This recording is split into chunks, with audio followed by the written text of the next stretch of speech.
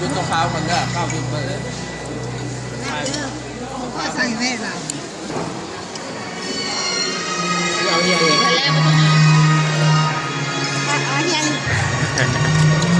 ยังจะยกโป้นะ ว่าไม่ใช่เหรอ เรียกว่า